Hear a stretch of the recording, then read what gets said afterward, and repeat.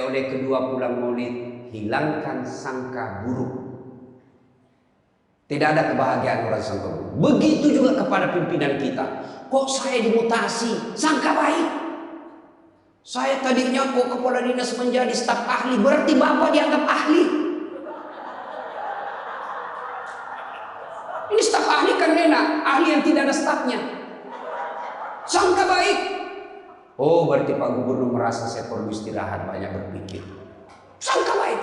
Jangan pernah sangka buruk. Tidak ada kebahagiaan orang yang sangka buruk. Sangka baik. Saya dalam hidup saya, betapa banyak Allah kasih pelajaran. Saya baru tahu maksud Allah yang baik setelah beberapa saat berlalu. Begitu ada kejadian sangka baik saja, tunggu akan muncul. Oh, ini maknanya ini. Tamat SMA kan saya daftar polisi, Bu, tentara. Akabri. Begitu tes fisik tidak lulus. Kenapa? Ceper. Tidak cukup tinggi, Bu. Saya protes kepada Allah, ya Allah, kenapa kau lahirkan saya dalam keadaan pendek? Kau tidak jadi rugi jadi Tuhan kalau saya jadi tentara. Teman saya lulus waktu itu, Bu. Dia sekarang polisi 2 bunga, reserse, baret merah. Saya lulus pakai baret putih. Alhamdulillah jadi ustaz. Alhamdulillah karena baret putih saya pakai, mulai baret hitam sampai baret merah saya ceramai semua. Gubernur sebelumnya, kepala dinas, tiba-tiba kita tidak ada jabatan, sangka baik. Itulah hidup. Jangan pernah sangka buruk. Begitu juga kepada suami, sangka baik. Tidak ada ketentraman bagi rumah tangga yang selalu disertai sangka buruk. Dan ibu enaknya jadi istri karena ibu tidak tanggung dosanya suami. Saya bilang sama istri saya, mama nyecek. Kan ibu-ibu sekarang suka sekali periksa handphone. Untuk apa periksa handphonenya suami? Coba jelaskan saya, untuk apa? Ayo yang suka periksa handphonenya suami. Untuk apa, ibu? Setelah tahu ibu mau apa? Ternyata besok-besok ada masalah yang tidak menyenangkan hatimu, apa yang kamu lakukan? Mau diceraikan, saya ceraikan kamu. Daripada kau menderita hendapi saya, sudah, kita selesaikan baik-baik. Dan kau tidak mungkin. Kuceraikan kau pagi, sore saya sudah dapat. Nah sekarang apa mau? Sakit hati aja. Ayah. Dan hebatnya perempuan Islam, kalian tidak menanggung dosanya suami. Kalian tidak akan menanggung dosa suami. Ya. Beda kalau laki-laki. Kalau laki-laki, dosa istri kita tanggung. Kalau suami menanggung dosa istri. Istri tidak pakai jilbab, istri tidak sholat, istri tidak puasa, istri tukang gosip, istri suka keluyuran. Suaminya ditanggung dosanya nanti. Ku ampusakum wa ahlikum nar. Beda istri. Suami pezina, suami koruptor, suami narkoba, suami penjudi, suami tukang tipu. Ibu tidak tanggung dosanya suami. Itulah enaknya jadi perempuan Islam. Bahkan kalau dia sholat, dia puasa Ramadan, dia jaga harga dirinya, dia patuhi suaminya, kata Nabi, tadahulul jannati bisalam, silahkan ibu mau masuk pintu surga mana saja. Makanya sangka baik saja, tidak usah sangka buruk. Ada ibu-ibu curhat sama saya tengah malam, Ustaz, mohon solusinya Ustaz, saya sudah tidak tahan. Kenapa ibu? Saya sudah tidak tahan. Saya minta solusinya Ustaz. Saya sudah tidak tahan. Memang kenapa? Saya ini sudah 21 tahun menikah Ustaz. Tidak tahan. Saya dalam hati 21 tahun tidak tahan. Inilah kadang-kala ibu-ibu kalau ngomong tidak masuk di akal. Ya memang Allah fitrahkan itu manusia. Laki-laki itu lebih banyak akalnya, perempuan lebih banyak perasaannya. Maka kalau perempuan ngomel, dengar saja Pak, tidak usah dijelaskan apa dia mau. Dengar aja, karena memang dia cuma mau didengar. Dengar aja, dengar. Tapi tidak tahan saya Ustaz, dia tidur. Rumus menghadapi perempuan itu, ilmu paling efektif, sabar. Tidak ada sudah kalah itu ilmu sabar. Diam, tidak usah dijelaskan, biar dijelaskan tidak masuk di akalnya. Apalagi kalau dia sudah bilang pokoknya, sudah Pak, lebih diam aja. Pokoknya sudahlah. Dijelaskan satu, muncul pertanyaan 2. Dijelaskan tuntas yang 2, muncul lagi pertanyaan 3. Sudah tuntas semuanya, dia ungkap lagi yang 5 tahun yang lalu. Itulah perempuan. Ya betul. Maka dengarkan saja. Ada saatnya nanti dia bilang, baru dia sadar itu. Iya sebenarnya itu saya emosi aja Tuhan Pak. Ya begitulah perempuan. Dihadapinya jangan emosi. Saya sudah tidak tahan Ustaz. Kenapa? Sudah 21 tahun. Udah cocok saya Ustaz. Saya bilang, Ibu tahu enggak baut? Tahu Ustaz. Apa pasangannya baut Ibu? Mul. Sama enggak? Sama modelnya? Sama bentuknya? Beda. Justru perbedaannya yang membuat dia kokoh. Berarti rumah tangga tidak akan pernah kokoh kalau mau menyamakan. Yang kokoh adalah ketika dia mau saling menerima kekurangan dan kelebihan. Itu pasti kokoh. Mana mau cocok jenis kelamin aja kita tidak sama. Iya. Pendidikan aja kita pasti beda. Latar belakang budaya kita pasti beda.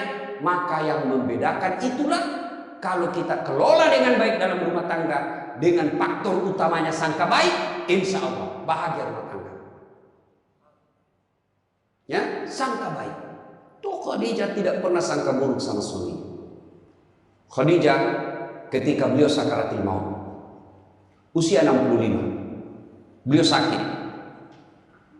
Dan baju yang beliau pakai sudah 8 kali tambal. Tahu tambal Ibu? Itu tambal ke-8-nya 1 sampai 7. Nabi masih menambalnya pakai apa? Masih pakai kain. Di tambalan ke-8 beliau pakai pelepah daun kurma. Kenapa? Habis kainnya Nabi. Padahal sebelum nikah beliau orang kaya. Lalu beliau panggil anaknya, Fatimah, ta'al. Fatimah kesini dulu nak. Kenapa bunda? Tolong kau mintakan serbannya bapakmu. Ada serban yang selalu dia pakai bapakmu itu terima wahyu. Tolong sampaikan ke beliau. Saya minta untuk saya jadikan kain kafan. Mudah-mudahan serban itu Allah hindarkan saya dari azab kubur. Mendengar ini, Fatimah berkata, bunda aja yang minta sama bapak. Dengar jawaban Khadijah. Saya malu minta sama bapakmu. Habis hartanya untuk bantu Rasulullah, minta serban, malu. Kira-kira masih ada istri sini malu minta sama suaminya? Pak Gubernur masih ada kira-kira malu minta sama suami? Bukan diminta, dicuri. Ayo, itulah Khadijah. Maka jangan heran Khadijah meskipun sudah wafat, beliau tidur bersama Aisyah, beliau tidur bersama Aisyah, tapi siapa yang dikenangnya? Khadijah. Rasulullah hanya berkata, seolah-olah saya mendengar trompa kakinya Khadijah, seolah olah Khadijah dalam rumah kita. Aisyah cemburu, ya Rasulullah, ada apa sih kalau bina Khadijah? Khadijah sudah wafat, kau nikahi 2 kali janda, lebih tua dari kamu. Kenapa Khadijah terus? Dengar jawaban Nabi. Kau tidak pernah mampu mengimbangkan, menyandingkan atau menyamakan dirimu dengan Khadijah. Ketika tidak ada orang percaya kepadaku, Khadijah orang pertama yang percaya kerasulanku. Ketika orang memboikot saya tidak boleh bertransaksi ekonomi kepada Muhammad, hartanya habis untuk membantu perjuangan dakwah. Maka jangan heran Rasulullah sangat mencintai Khadijah. Jadi kalau ibu mau dicintai suami lahir batin, jadilah seperti Khadijah. Bukan karena cantiknya, bukan karena kayanya, tapi kebersihan hatinya Khadijah. Kita itu laki-laki kan tergantung perempuannya. Kalau perempuannya baik, akhlaknya baik, tidak mungkin tergoda suami. Ibu mau suami tidak macam-macam mikirnya. 3 aja resepnya. Pegang ini, kau kuasai suami. 1, buat matanya senang.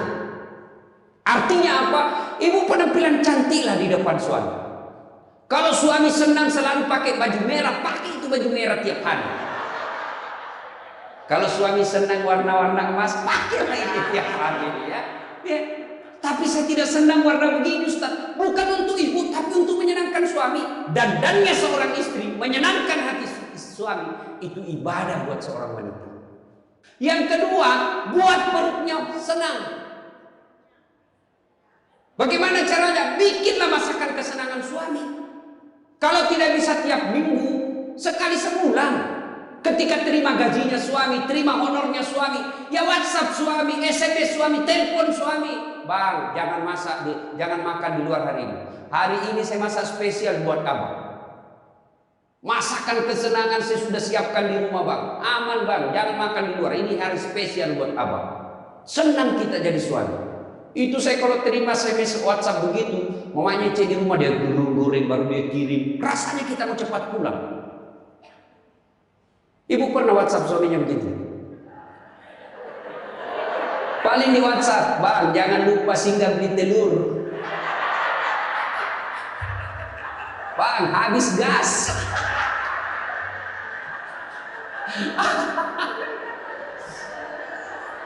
Kok tahu Ustaz? Ya saya rasakan juga. Pernah suatu kali Pak Gubernur pulang, saya ceramah takziah malam-malam di Makassar. Tiba-tiba masuklah WhatsAppnya mamanya Ece. Ustaz habis pembalut. Aduh. Tidak mungkinlah sopir saya suruh ini istri saya. Sudahlah, saya singgah, saya berdoa mudah-mudahan tidak ada yang kenal saya. Begitu saya bayar, ada ibu datang, Ustaz beli pembalut. Saya jengkel langsung saya balik. Biar nih daripada saya melahirkan, tenang perasaan. Mungkin ego kita ini buat kita juga laki-laki, ya. Kadang-kala ego naik, masa saya eselon, masa saya kepala dinas, masa singgah beli pembalut. Jangan lihat eselonnya. Pakai ilmunya Umar bin Khattab. Umar bin Khattab ada sahabat yang selalu mau datang, mau laporkan istrinya. Kenapa istrinya suka ngomel? Maka dia berharap Umar panggil istrinya supaya dinasehati. Begitu dekat dengan Umar bin Khattab, dekat dari rumahnya Umar, dilihatnya Umar juga dimarahi sama istrinya. Balik dia bilang, Pak Umar aja dimarahi. Balik besok ketemu, ya Amirul Mukminin, presiden lah waktu itu. Saya lihat kemarin Anda istri ngomel-ngomel, Anda senyum saja. Dengar ini jawaban bapak-bapak ini, para pejabat yang hadir. Dengar apa jawaban Umar. Begitulah cara saya berterima kasih kepada istriku yang telah hamil, melahirkan dan menyusui anak saya. Coba hilang itu emosi Pak, hilang itu harga diri. Kalau kita sudah ingat bagaimana susahnya itu ibu melahirkan hamil. Masih ingat ibu waktu hamil? Masih? Ada enggak enaknya itu orang hamil? Untung saya tidak pernah hamil. Oh coba ibu kalau hamil aku jalan aja setengah mati. Aduh, sudah mau jalan. Mau dulu aja, mana ada ibu hamil langsung dulu aja. Udah standar samping begitu kasih. Oh, iya ibu, ya benar. Kalau kita laki-laki paling ngidam. Ustaz, apa doanya berhenti ngidam istri? Ngidam apa istrimu? Nanti dia bisa tidur kalau dilihat saya di atas lemari Pak Ustaz. Jadi kalau istrinya mau tidur jam 10, setengah 10 sudah di atas lemari. Saya berarti kau dogo-dogo itu dikasih kerja di kosong. Yang kedua kata Umar, begitulah cara saya berterima kasih kepada istriku yang telah melahirkan anak saya. Masih ingat waktu melahirkan? Masih?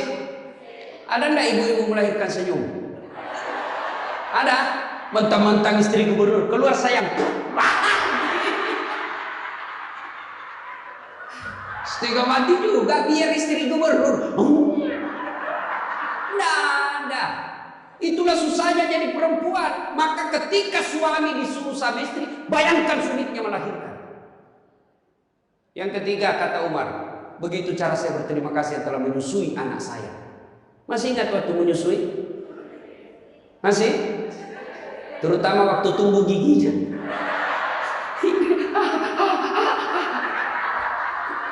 Masih ingat tak?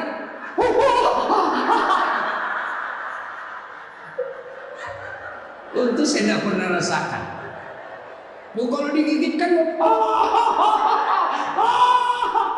mana nenek tinjau aja, kau gigit saya? Tidak, dia usah lepas nak. Iya bu, iya. Siang anaknya, malam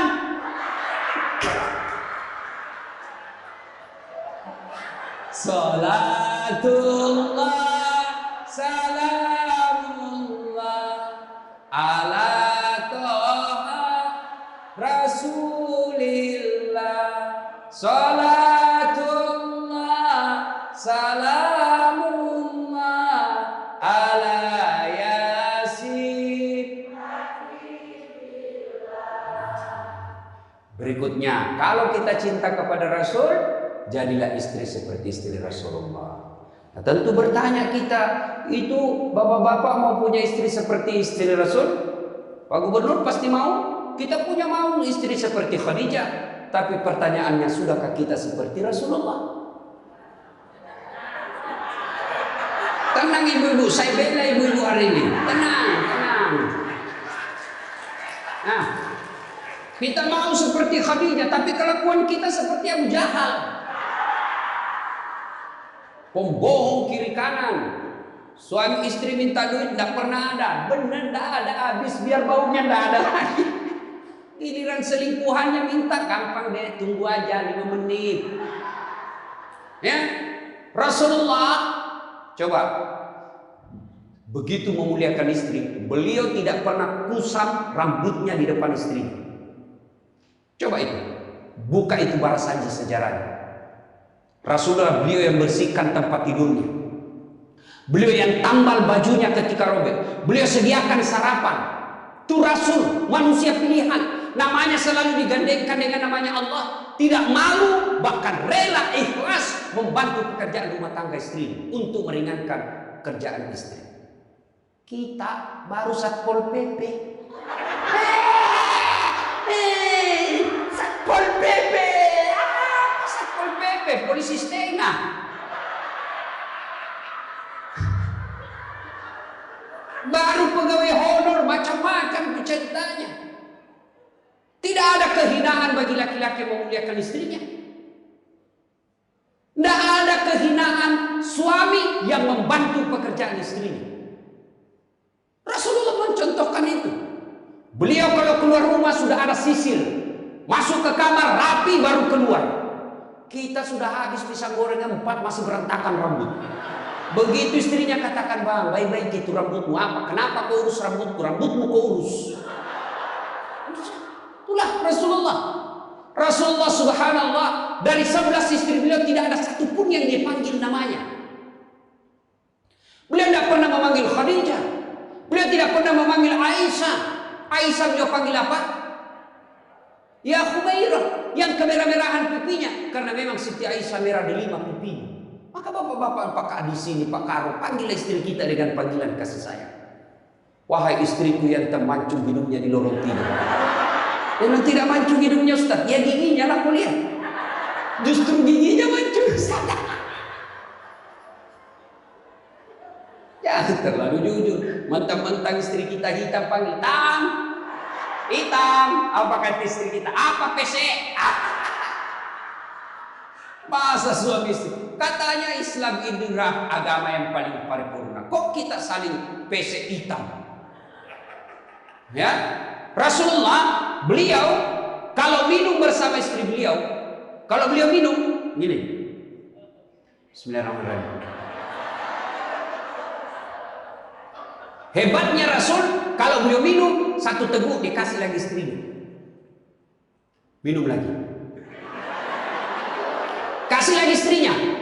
Hebatnya bekas bibirnya Aisyah itu yang diminum oleh Rasulullah. Bekas bibirnya Aisyah. Masya Allah. Coba kalau kita Pak Kadis, istri, bekas bibir istri, bau betul mulutmu.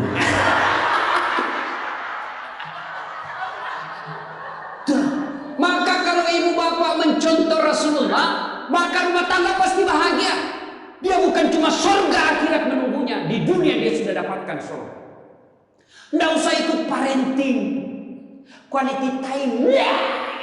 Apa itu? Belajar saja sama diri Rasulullah. Kita ini sudah miskin di dunia. Rumah tangga kita kadang-kadang ngontrak-ngontrak. Tidak tahu lagi kewajiban istri kepada suami. Suami tidak tahu kewajiban kepada istri. Maka di dunia dia susah sanggara, di akhirat apalagi nanti. Maka kalau kita tidak bisa dapatkan kekayaan surga di dunia dengan harta, maka dapatkan kebahagiaan itu dengan memperbaiki hati dalam rumah tangga. Suami tahu kewajiban kepada istri, istri pun melaksanakan tugasnya kepada suaminya. Itu Rasulullah subhanallah, manusia mulia tidak pernah menghina istri. Maka jadilah suami seperti Rasulullah Muhammad SAW. Ibu bapak saudara-saudara sekalian, suatu kali Umar bin Khattab menangis.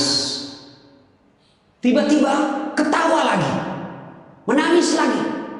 Datanglah sahabat bertanya, "Wahai Umar, kok sudah gila Pak?" Umar waktu itu sudah jadi presiden. Beliau katakan, "Bagaimana saya tidak ketawa? Saya mengingat waktu sebelum datang Muhammad SAW, saya pernah memakan Tuhanku. Dia bikin berhala dari roti, lalu dia makan itu Tuhannya. Dia bilang, bayangkan hebatku dulu sebelum ada Muhammad, Tuhan pun saya makan." Kan dia ketawa. "Lalu kenapa engkau menangis ya Amirul Mukminin?"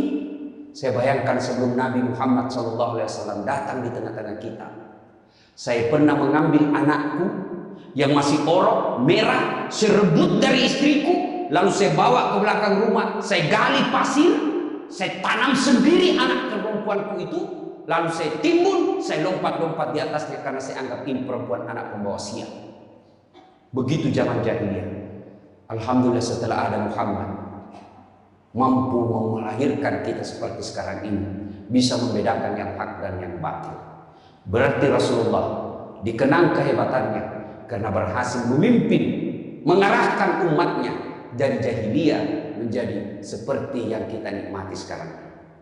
Berarti Pak Gubernur, kalau Bapak ingin dikenang sebagai pejabat, bukan hanya memperbaiki diri, tapi memperbaiki rakyat Sumatera Selatan. Dan alhamdulillah saya senang sekali mendapat berita Bapak punya program yang sangat memuliakan kebaikan, bukan Islam, kebaikan. Satu desa, satu ruang, satu rumah tahfiz. Meskipun Bapak sudah tidak menjabat sebagai gubernur, selama rumah tahfiz itu dimanfaatkan, maka itu akan menjadi amal kebaikan dunia sampai di akhir. Tapi percayalah, tidak mungkin Pak Gubernur hebat tanpa didukung sama istri. Tidak mungkin. Ini istri tidak kelihatan perannya, tapi menentukan SK. Oh benar. Biar Pak Gubernur senang sama Bapak, kalau istri Pak Gubernur tidak senang, berpengaruh itu tanda tangan. Memang sudah itu begitu yang namanya kehidupan manusia. Saya juga tidak bisa hebat ceramah begini kalau istri saya tidak mendukung. Saya mau bikin naskah, digangguinnya saya. Bikin sama Bapak, cepat kau ambil itu. Nangis sana, mana bisa kita bikin naskah? Begitu kita mau ceramah, dia curi kita punya naskah. Apa? Mana bisa? Allah Subhanahu Wa Taala berfirman, mana sudah ini? Mana naskah kita? Maka yang terpenting kembali dalam Maulid kali ini, mari jadikan rumah tangga kita sebagai pintu surga, meraih surga yang sebenarnya. Jangan berpikir di dunia tidak ada surga. Kita kan selalu berdoa, fid dunya hasanah wa fil akhirati hasanah. Selamat di dunia, selamat di akhirat. Apa itu fid dunya hasanah? Menurut para ahli tafsir Al-Quran, hasanah di dunia itu, surganya dunia itu mengandung 4 komponen. 1, punya pasangan yang baik. Jadi kalau istri bagus agamanya, suami bagus agamanya, suami bagus akhlaknya, istri bagus akhlaknya, sudah 1 komponen surga didapat. Yang kedua, punya anak yang soleh dan soleha. Tidak ada gunanya pangkat jabatan kalau anak kurang ajar. Ibu-ibu nih, kalau ibu meninggal siapa yang doakan? Suami. Tidak bakal dia kawin lagi. Siapa yang doakan? Anak. Maka berhasilan ibu, saya setuju dengan pernyataan Pak Gubernur. Kalau mau hebat ini provinsi kita, ibu-ibunya harus menjadi pesantren pertama. Sayang, seribu sayang ibu-ibu sekarang banyak yang gagal mendidik anak. Dihormati di luar, dimuliakan di kantor, sampai di rumah dimaki-maki sama anaknya. Itu siapa yang gagal? Ibunya. Kita kadang-kala bahagia, hebat kalau anak kita pintar bahasa Inggris. Hebat anaknya Ustaz, pintar bahasa Inggris. Apa hebatnya? Banyak yang bisa begitu. Masa banyak Ustaz? Ya sudahlah, ke Inggris lihat itu anak-anak di sana. Anak-anak di sana semua pakai bahasa Inggris, Bu. Memangnya kalau ibu nanti meninggal, anak berdoa pakai bahasa Inggris? Oh my God, please help me my mother. Enggak, pasti pakai bahasa Pado. Kepado, lindungi lo. Pasti. Ya, maka ibu-ibu didik anak. Yang ketiga komponen punya surga dunia, apa itu? Punya harta yang bermanfaat, bukan harta yang banyak. Mana harta yang bermanfaat? Harta yang banyak digunakan orang lain menjadi amal soleh, amal jariah. Bu-ibu nih yang punya emas berlian, cincin. Ayo Bu, kalau ibu meninggal siapa yang punya itu? Hah? Siapa? Anak, istri kedua. Bukan anak, istri kedua yang pakai. Maka sedekahlah sebelum tiba saatnya. Dan yang keempat, surganya dunia, punya teman yang baik. Bukan teman kepentingan politik dan kekuasaan. Teman yang baik itu meskipun kita sudah pensiun masih baik sama kita. Meskipun kita sudah miskin masih baik sama kita. Itulah teman yang baik. Dan nerakanya dunia ketika kita punya jabatan, banyak teman kita, pas kita hilang jabatan semua menjauh dari kita. Itu nerakanya dunia. Nah ibu bapak saudara-saudara sekalian, mari mewujudkan ini melalui maulid. Maulid ini tidak ada guna kalau kita pulang tidak diamalkan. Minimal amalkan dengan menjadi suami yang baik dan istri yang